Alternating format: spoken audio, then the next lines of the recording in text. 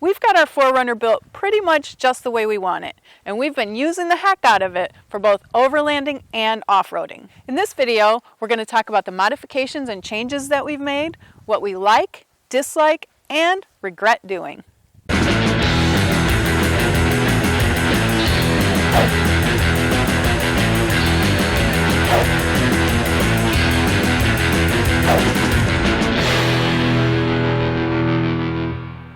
Because we did our due diligence, researched extensively, bought quality parts, chose reputable manufacturers and vendors to deal with, we really don't have any catastrophic regrets, but we do have some.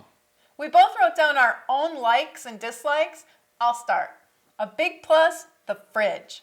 I love the fridge because we never have to stop and get ice. We always have a cold beverage, no soggy whatever. Bread, sandwiches at the bottom in the melt water. It is just a little bit too big, I think, but that's okay. Yeah, we got the 75 quart Dometic, which is pretty big. It's a dual for us, just for the us. two of us. Yeah, it's just the two of us. It's got two compartments, one bigger than the other one, because the smaller one has to have the refrigeration unit underneath it. Typically, when we're out camping, even for a week or so, we'll only use the large half. Both compartments are zoned differently. You can control the temperature, have them on or off, whatever, completely separate from each other. So we actually leave the smaller compartment off, and we use that for storage for like canned goods and box meals and all that stuff. But we could use it for a freezer, for ice cream. The option is there, but it is big. In fact, it just barely fits in the back of the 4Runner. Never mind that. The dogs are fighting underneath the 4Runner right now. Knock it off, you two. They always pick film day to have a wrestling match. Anyways, and we can have the back seat up in the upright position, and it fits, but just barely. In fact, when the seat is up, there's not a whole lot of air circulation around the refrigeration unit in there. There is some, but I don't think enough, so I actually mounted a little fan to blow air past it when the seat is up. Like when we have our daughter along. Yeah, when we have passengers along, we have the option of having the seat up. And to go along with the fridge, we had to have a way to power it. And for us, the most practical solution was to add a second battery to the vehicle to just power the fridge, lights, and whatever else we have in the kitchen area, and keep it completely separate from the starter battery. That way, the starter battery will never be dead in the morning. Along with powering the lights and the fridge, it also powers our chargers for all of our camera batteries and phones, flashlights, all of that. And we're really glad that we did invest some money into this system, because what we have with the DC-DC charger, and we have a solar panel that we can plug in, it's pretty much hands-off. It does its job. We never have to do anything with it. It's just always there, always providing power. It's good to know you're going to get up in the morning and you can get in your vehicle and start it. Yeah, it's going to start right up. While we're talking about power supplies, one thing that I'm really thankful we did was put in a power system or power panel under the hood tied into our starter battery that powers our light bars, all of our exterior lights. That way, now when we add something, literally all we have to do is just plug it in and we're done. The switches are there, the relays, fuses, everything is all there. Just plug it in. And it's clean and labeled. Everything's labeled. So we know when something doesn't work, we know right where to go. But luckily, we haven't had any failures in that regard. Usually, electrical problems are pretty common, especially the added-on electrical problems, more so than the factory stuff. But luckily, ours are working perfect. Knock on wood. One thing about it is I definitely have to clean up our battery terminals. They're a mess right now. I don't like the way they are. We have to get some aftermarket ones that will handle all the wires going into them much better than what we have. What do you mean? I'll show you. We've produced videos for pretty much everything we're talking about. We provide a link to our 4Runner build at the end of this video. Okay, one thing I really love is our kitchen area. Yeah. I love that we can pull into a rest area and make lunch, and we don't eat junky takeout food. It's all self-contained. We have the water pump that we can turn on water and We wash our hands much more often because it's so easy. wash our hands, rinse our dishes after Yeah. we eat lunch. You don't have to pull the big jug out of the carrier on the back bumper and try to pour it out, and you'll waste a lot of water that way, I think, and it's a hassle. And the table, everything is just right Yeah, there. we have a lot of counter space, so we don't even have to have a table or anything. We can just, Well, it is a table. well, it is a table, you're right. But yeah, it's super convenient. We don't have to dig through bins or totes or anything to get anything. It's just right there in the drawers, and we can make lunch within, well, probably less time than it takes to go through the drive-through. Another plus is not deleting the back seat. We had thought about it, and I'm glad we didn't, because there's still occasions when we do need to haul passengers with us. Well, especially now that we have a new grandson, Yeah. I want to take him along. And we do. When it is just the two of us, we do take out the bottom portion. That way, when you lay I guess the backs down, there's still a big space in between the backs and the back of the front seat to where we can put our chairs and whatnot, camera equipment, whatnots. We have lots of whatnots. I'm personally really glad that we decided to go with the 4Runner for our Overland build. Mark originally wanted to get a Tacoma. I did. And since it's my daily driver, I had some say, and I really wanted a 4Runner. Yeah, she had probably 60% of the vote on this. And I'm glad that we did get the 4Runner. Looking at the two platforms now and what we need it for and what we use it for, the 4Runner just makes a lot more sense to us personally. The best thing is everything is inside, away from the weather and such. Shorter wheelbase, which is always a plus for what we do. And I personally, now looking at the beds on these little trucks, they don't make a whole lot of sense. How long is a Tacoma bed? Oh, don't go there either. All right. I think the Tacoma is a really nice vehicle. Very nice vehicle. For all of you that own one, It's awesome. You made the right decision. I love the security of onboard air. The air chuck where we plug in the hose, it's super convenient at the back. Yep, just plug it right in. And it's nice to be able to go off-road, air down, come back on, air up. Yeah, you don't have to find a gas station. Yeah, you don't have to drive on the pavement to get to an air compressor. Yikes. And you don't have to dig through a bin or something to dig out your portable air compressor. It's just right there. All we do is flip a switch. And I think I have two regrets with the air system that we have. Number one is we chose an air compressor that's too small for us. Vailleur is an awesome product, and and that's what we have, and we're going to go with another Vailleur, but it's going to be a larger capacity one. We're going to be changing that out fairly soon. And another thing is when we installed it, we put in an air tank, 2.5 gallons, thinking that would help. It really doesn't help. Well, I shouldn't say that. It helps for the first tire. If you flip the switch, let the pressure build up to 150 pounds in the tank, and then you can get 1 or 1.5 tires inflated with that stored air. But after that, you're just working off the compressor anyway. So the tank, it's there, and we'll leave it there, but it really doesn't give us too much of an advantage, I don't think. And you can't run air tools. I thought we'd be able to run air tools off it. No, it's not nearly big enough for that. You take an impact, and you just go, and it's out of air. But anyways, yeah, we need a bigger air compressor.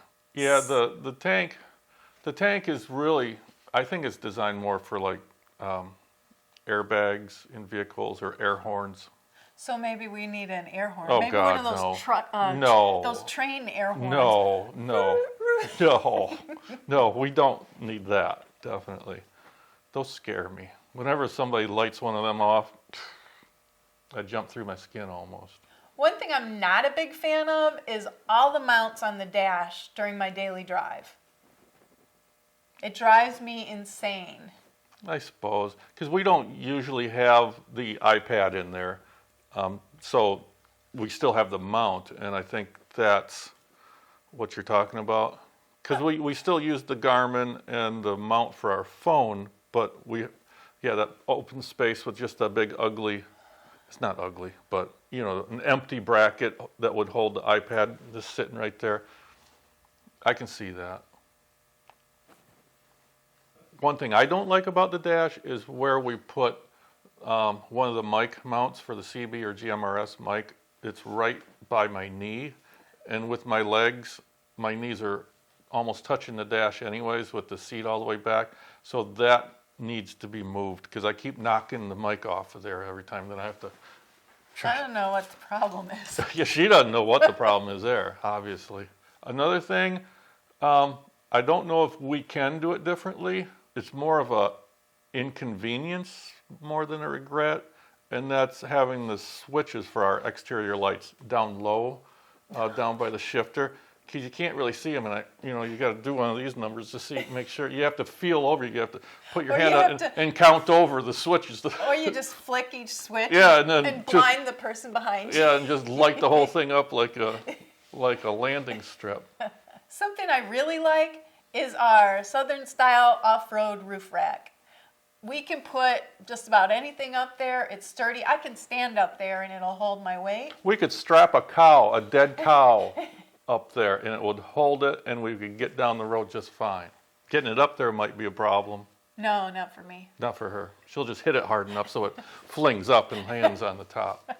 Those of you who've known us for a while, you know what we're talking about.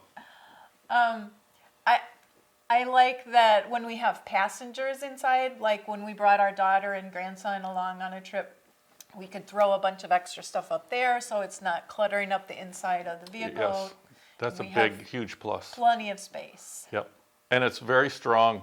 We do have boxes, plain old rifle boxes that we mount up there. I think that the ones we chose might be a little too small now that we have them. We tried to keep them as low profile as we could to keep the wind resistance down. And keep from hitting branches and stuff too. But I think we can go a couple inches taller. You think? Yeah, so we can fit, so it's not as difficult to fit stuff in there maybe. You're always trying to... There's always improvements that could be made. The storage panels that Orange Box made for us in the rear, those are something else, man. We can put so many different things on there.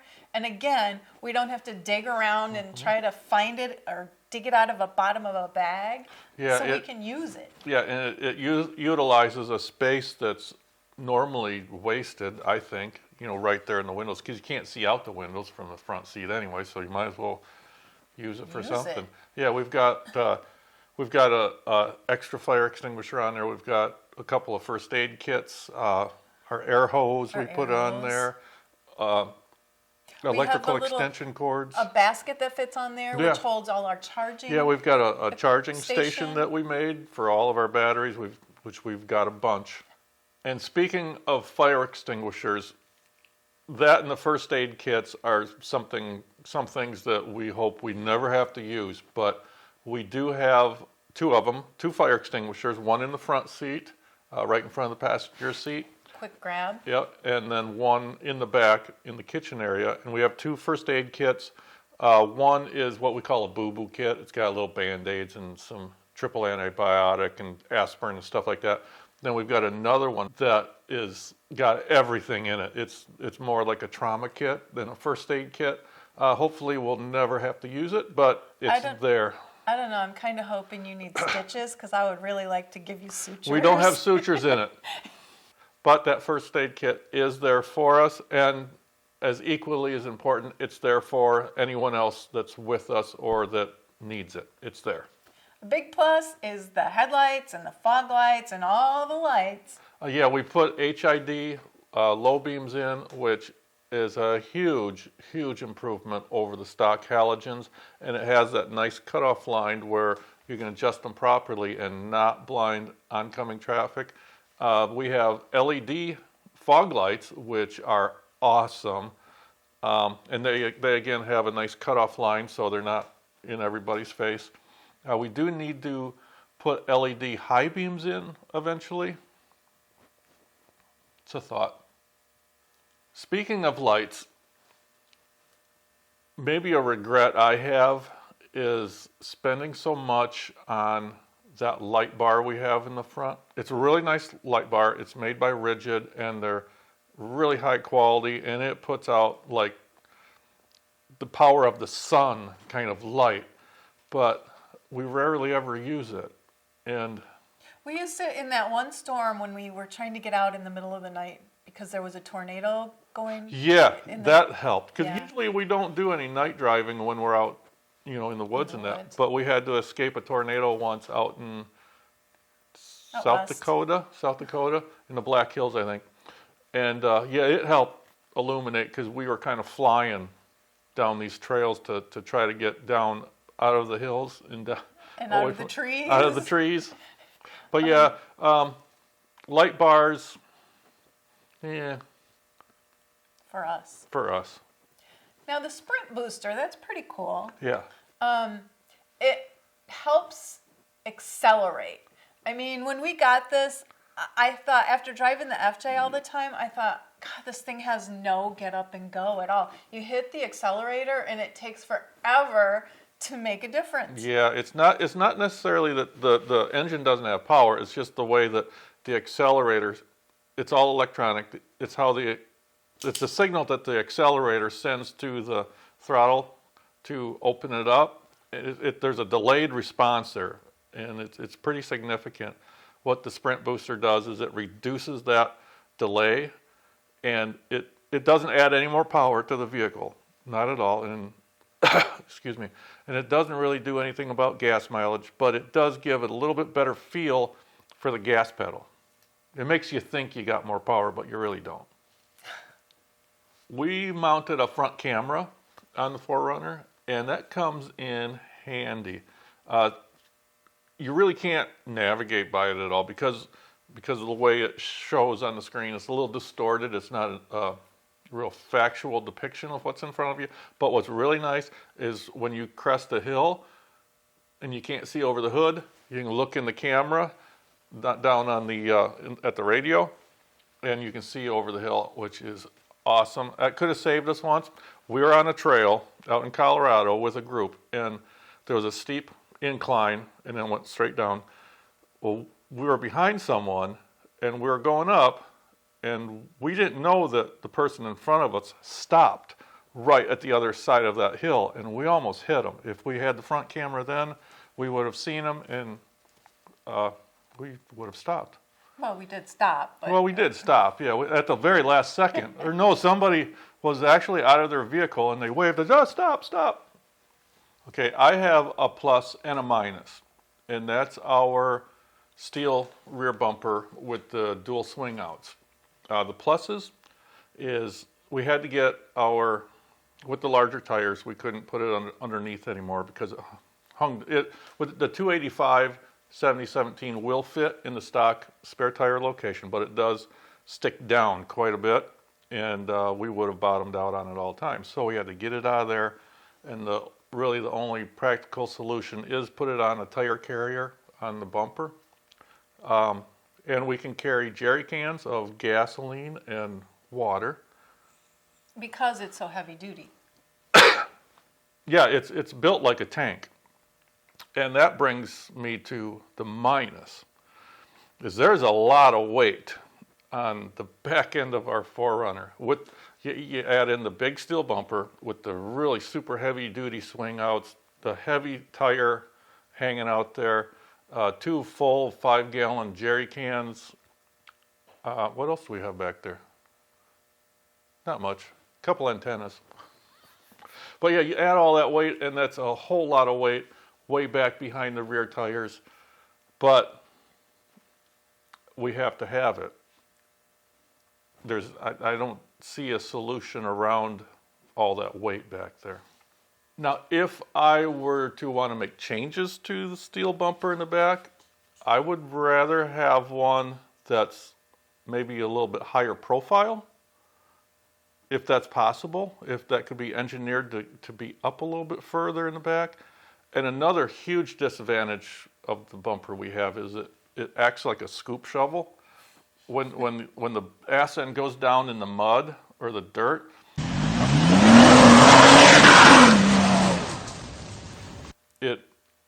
it's like a shovel, and all that dirt comes in and it collects back there, adding even more weight. Probably we go driving around after a trail run with like maybe even 100 pounds of dirt and mud crammed in the back of that bumper. Or you have to crawl under there to do work, and yeah.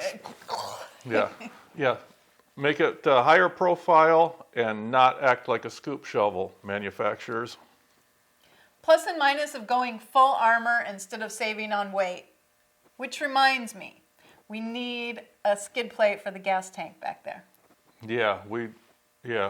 Last time we were at Windrock Park down in Tennessee, we literally drugged this thing across the rocks many, many times, and we pushed up the bottom of the gas tank really bad. We probably lost 3 gallons of capacity at least by pushing up. So yeah, we have to do something about that.